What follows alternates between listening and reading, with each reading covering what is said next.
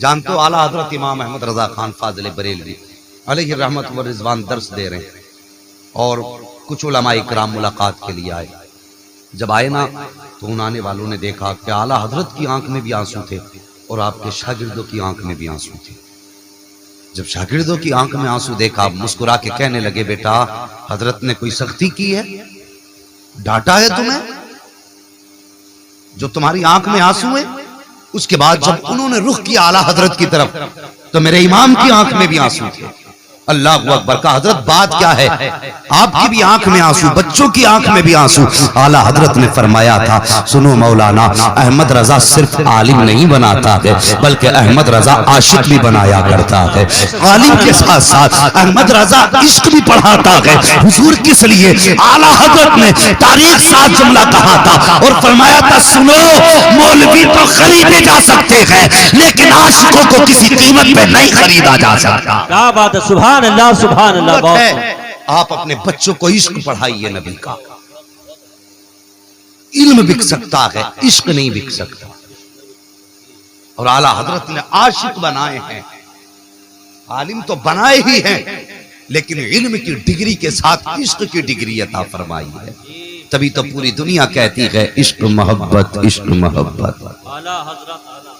اگر زبان تھکی نہ ہو, چندے کی زبان نہ ہو تو پھر بولیے عشق محبت عشق محبت. اعلیٰ حضرت اعلیٰ حضرت. اللہ سلامت رکھے. یہ نعرہ دنیا دے رہی ہے کیوں؟ انہوں نے عاشق بنائے اور عاشق بنائے. خدا کی قسم جب عشق سرکار کا حاصل ہو جاتا ہے نا تو پھر انسان کہاں سے کہاں پہنچتا ہے آپ سوچ بھی نہیں سکتے. کتنے بندے یہ اعتراض کرتے ہیں کہ اعلیٰ حضرت ولی نہیں تھے. کئی بندے, اس کی بحث بالکل بند کرو بھائی, کئی بندے یہ سوچا کرتے ہیں کہ اعلیٰ حضرت ولی نہیں تھے اور کہتے ہیں ولی ہوتے تو کرامت ہوتی. اعلیٰ حضرت کو کبھی قریب سے جانا نہیں. جانیے ذرا اعلیٰ حضرت کو. اللہ اکبر. ایک دھوکے شاہ رحمت اللہ تعالیٰ علیہ بریلی شریف میں تھے, ان کا نام ہی دھوکے شاہ تھا. دھوکے شاہ ان کو کیوں کہا جاتا تھا؟ اس لیے کہ کبھی یہاں اچانک غائب ہو جاتے تھے, کچھ نہیں اچانک نظر آنے لگ جاتے تھے تو لوگوں نے نام ہی دھوکے شاہ رکھ دیا. ایک دن اعلیٰ حضرت نے تقریر فرما رہے اور تقریر کے بیچ میں اعلیٰ حضرت نے ارشاد فرمایا, کہنے لگے میرے نبی کی ذات وہ ہے جن کی حکومت زمین پہ بھی چلتی ہے آسمانوں کے اوپر بھی چلا کرتی ہے, آسمانوں کے اوپر بھی چلا کرتی ہے. اور پھر فرمانے لگے نہیں صرف آسمانوں کے اوپر نہیں, میرے محبوب کی حکومت تو زمینوں کے نیچے بھی چلا کرتی ہے. اب ہوتے نا کچھ لوگ کچھ زیادہ قابل بنتے ہیں گوار کہیں کے, وہ جڈ انہیں سمجھایا نہیں جا سکتا. وَإِذَا خَاطَبَهُمُ الْجَاهِلُونَ قَالُوا سَلَامًا. قرآن فرماتا ہے اگر جاہلوں سے گفتگو ہو اور منہ لگ جائیں تو سلام کر کے نکل لو, ان کے منہ میں تو لگو. اس طرح کے لوگ بھی ہوتے ہیں. تو کہنے لگے لو آج نئی بات کہہ دی مولانا احمد رضا نے, کہہ رہے کہ حضور کی حکومت اوپر بھی چلتی ہے. اتفاق سے ان لوگوں کی ملاقات ہو کے شاہ رحمت اللہ تعالی علیہ سے ہوگی. اور یہ بھی وقت کے مجذوب تھے, بہت بڑے مجذوب تھے, صاحب کرامت تھے یہ. جب لوگوں کی ملاقات ہوئی کہنے لگے حضرت ایک بات کہنی ہے. کہا کہو کیا بات ہے؟ کہنے لگے وہ جو مولوی احمد رضا ہیں وہ یہ کہتے ہیں حضور کی حکومت زمین پہ بھی چلتی ہے آسمانوں کے اوپر بھی چلتی ہے. انہوں نے کہا اچھا, اور اس کے بعد آپ نے جو تھا نا یوں آنکھیں بند کی اور بند کرنے کے بعد یوں دیکھا, دیکھنے کے بعد آپ کہنے لگے کہ نہیں حضور کی حکومت صرف زمین پہ چلتی ہے آسمانوں پہ نہیں چلا کرتی. اللہ اکبر. مخالفین کو کیا تھا, اتنا شوشہ کافی تھا. لو ایک آدمی مل گیا جو احمد رضا کے خلاف بولنے کے لیے تیار ہے اور وقت کا ولی ہے. ہاتھ پکڑا غدو کے شاہ رحمت اللہ تعالی علیہ کا, وہاں آئے جہاں میرا امام جلوہ گر ہے. اللہ اکبر. مسجد میں آئے, ظہر کا وقت تھا, نماز کا وقت. دھو کے شاہ رحمت اللہ تعالی علیہ آ کے کہنے لگے مولانا احمد رضا سنا کہ تم نے یہ کہا ہے کہ حضور کی حکومت صرف زمین کے اوپر نہیں آسمان کے اوپر بھی چلا کرتی ہے. آپ نے فرمایا ہاں میں نے کہا ہے. جب اتنی بات کہی آپ کہنے لگے نہیں اوپر آسمانوں کے اوپر حضور کی حکومت نہیں ہے. اعلیٰ حضرت فرماتے ہیں نہیں آپ مانے نہ مانے, میرے نبی کی حکومت آسمانوں کے اوپر بھی ہے زمین کے اوپر بھی ہے. یہ بحث ہو رہی تھی کہ اندر سے آپ کی والدہ آواز دے کے کہتی ہیں بیٹے احمد رضا یہ دھوکے شاہ ہیں, ان کے منہ مت لگنا, ان سے بحث مت کرنا, جو ان سے بحث کرتا ہے اس کو نقصان ہو جایا کرتا ہے. بیٹے یہ مجذوب آدمی ہے. اعلیٰ حضرت کہتے ماں مجھے سب منظور ہے لیکن نبی کی شان کو کوئی گھٹانے کی کوشش کرے یہ احمد رضا کو منظور نہیں ہے. ابھی بحث چل ہی رہی تھی کہ سرکار مفتی اعظم ہند علامہ مصطفیٰ رضا خان علیہ رحمت و رضوان چھت سے گر جاتے ہیں. جیسی چھت سے گرے ہیں ماں کی چیخ نکل گئی. ماں نے کہا بیٹے احمد رضا میں نے پہلے کہا تھا دھوکے شاہ کے منہ نہیں لگا کرتے, دیکھ ہو گیا نا نقصان, بیٹا گر گیا چھت سے تمہارا. جیسی اتنا کہا ہے میرے امام کی آنکھیں بھر آئیں اور کہتے ماں یہ تو ایک مصطفیٰ رضا ہے, اگر 1000 بیٹے بھی ہوں تو مصطفیٰ کی عظمت پہ ہر بیٹے کو قربان کرتا چلا جاؤں گا. یہ کہہ کے آپ نے کہا تھا دھوکے شاہ میں یہ ماننے کو تیار نہیں ہے, میں تیار نہیں ہوں. میرے نبی وہ ہیں جن کی حکومت زمین پہ بھی چلتی ہے آسمان پر بھی چلتی ہے. ابھی یہ بات چل ہی رہی تھی کہ اتنے میں مصطفیٰ رضا اٹھے, اعلیٰ حضرت کے بیٹے مفتی اعظم ہند. اٹھنے کے بعد کپڑے جھاڑے, جھاڑنے کے بعد باپ کے پیچھے آئے, کمر پہ ہاتھ رکھ کے کہنے لگے ابا جی ڈٹے رہیے, مصطفیٰ رضا بالکل سلامت ہے, مجھے کوئی چوٹ نہ لگی ہے. اللہ اکبر. میرے امام کہتے ہیں دھوکے شاہ میں ماننے کے لیے تیار نہیں ہوں بلکہ تم مانو کہ میرے نبی کی حکومت زمین پر بھی ہے آسمان پر بھی ہے.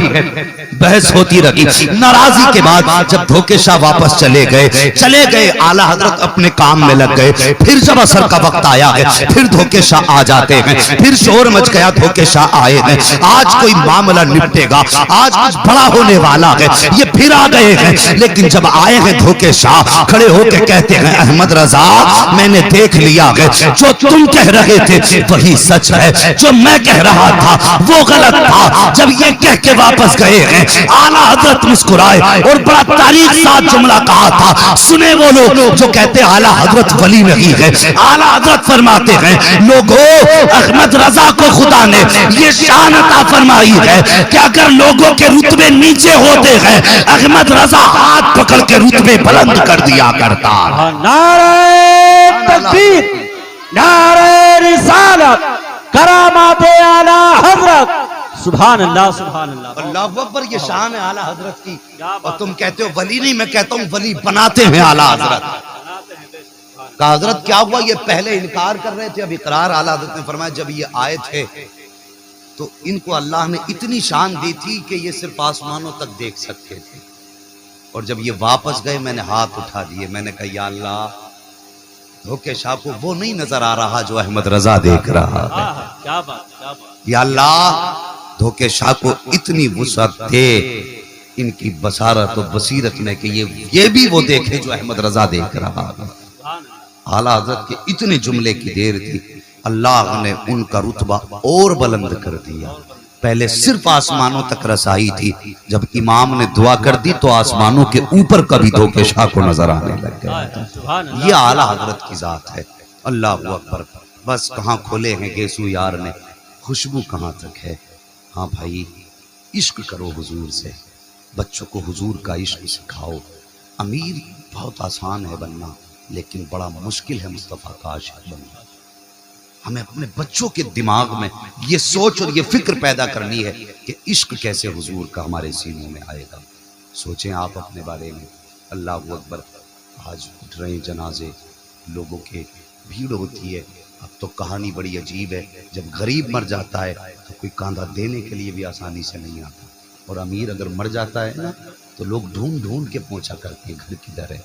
وہ یار جنازوں کی بھیڑ یہ عظمتوں کے فیصلے نہیں کرے گی اتنی جلدی.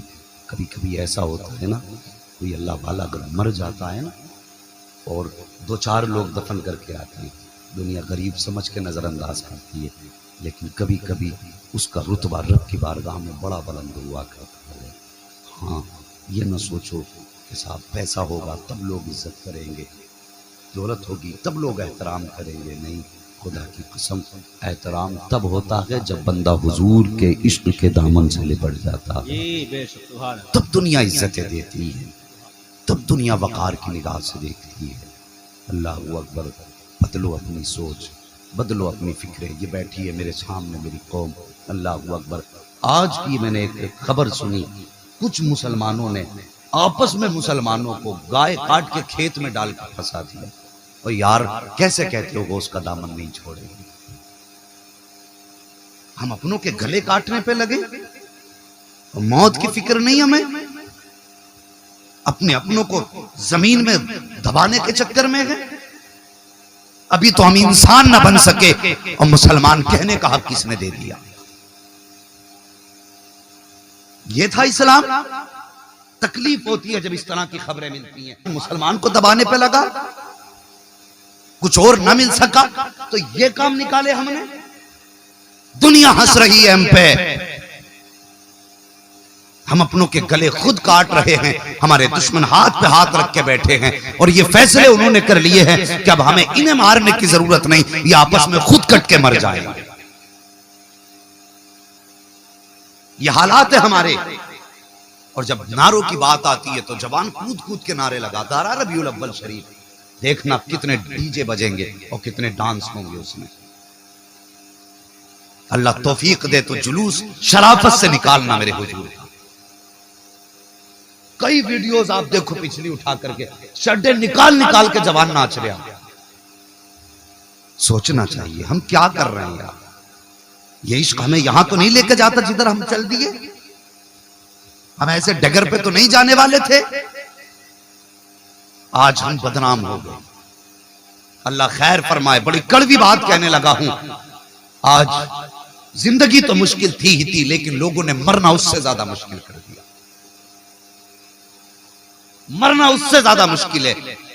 غریب پہلے جینے کے بارے میں سوچتا تھا، مشکل ہوتی تھی زندگی، موت کو گلے لگا لیتا تھا. لیکن آج جانتا ہے کہ زندگی تو جیسے تیسے کٹ جائے گی، لیکن مر گیا نا تو آج کے یہ فضول خرچے، 1.5 کوئنٹل تیجوں میں چنوں کا پڑھا جانا، 3 4 بھگونے بریانیوں کے بننے، میرے بعد میرے بچوں پہ کیا گزرے گی. ہاں میرے سماج تو نے کیا ستم ڈھائے ہیں، کون سا ظلم نہ کیا گیا اس امت پر. ایک گاؤں کی کہانی ہے، نام نہیں بتاؤں گا، بعد میں لوگ شرمندہ ہوتے سامنے آتے تو. اور ہماری قوم تو اتنی اچھی ہے، نام بتا دو تو گاؤں کے پیچھے پڑ جاتے ہیں. لیکن ایک بات اشارتاً بتاتا چلوں گا. ایک بڑا غریب آدمی تھا، ابھی کی بات ہے مہینہ بھر پہلے کی. ابھی لاک ڈاؤن میں ایک شخص کا انتقال ہو گیا. غربت کا مارا وہ انسان مر تو گیا. لوگوں نے، سماج کے لوگوں نے، اللہ اکبر، یہ بقرعید سے پہلی بات ہے، سماج کے لوگوں نے دباؤ ڈالا اس پر اور یہ کہا تھا کہ اگر 40ویں میں گاؤں کو کھانا نہیں کھلائے گا تو ہم تیرا بائیکاٹ کر دیں گے. اس غریب پر کیا نہ گزری ہوگی. آج یہ سماج 40ویں کے کھانے کے لیے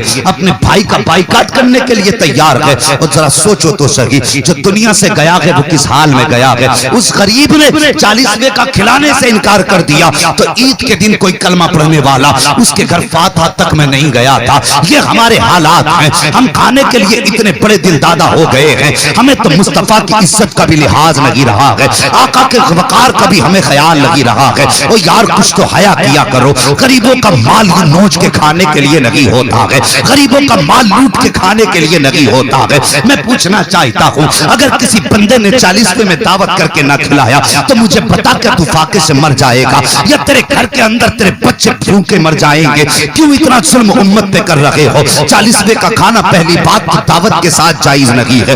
دوسری بات، اگر کوئی کھلا رہا ہے تو اپنی حیثیت سے کھلائے گا، جو اس کے بس کی بات ہوگی وہ کھلائے گا. ہم دباؤ بنا کر کے 40ویں کے کھانے کرتے ہیں. اللہ خیر فرمائے، اس امت کے حال پر رحم فرمائے. اس لیے مشکل ہو گیا کہ آج مرنا. آپ دیکھو تو صحیح، اللہ اکبر آتے ہیں فاتحوں کے اندر. اگر پاس کے بھی گھر جا کے کھا سکتے ہیں لیکن پھر بھی وہیں آ کے پیٹ بھر کے کھائیں گے. تم نے کبھی مرنے والوں کے گھر کی طرف نہیں دیکھا؟ آج میں اپنے سماج کے لوگوں سے ایک بات کہنا چاہتا ہوں. ادھر جنازے کی خبر نہیں آتی ہے، ابھی پتا ہوتا ہے کہ ہاسپٹل میں دم توڑ دیا ہے، کب نکلے گی ایمبولینس، فلاں ٹائم پہ نکلے گی گاڑی لے کر کے. ابھی وہ وہاں سے چلا نہیں ہے. ادھر 4 لوگ سر جوڑ کے بیٹھ جاتے ہیں، کہتے ہیں کہ کتنی بریانی بنے گی، گوشت بنے گا کہ بریانی بنے گی، قورمہ بنے گا کہ اڑد چاول بنیں گے. ایسا لگ رہا ہے کہ میت نہیں ہوئی ہے، یہاں پہ ولیمہ ہو رہا ہے. کون کون سے حساب نہیں لگائے جاتے ہیں. او یار تو نے کھانے کا حساب جوڑ لیا کہ تو نے دیکھا کہ جس کے گھر سے جنازہ اٹھ رہا ہے، پتا تو صحیح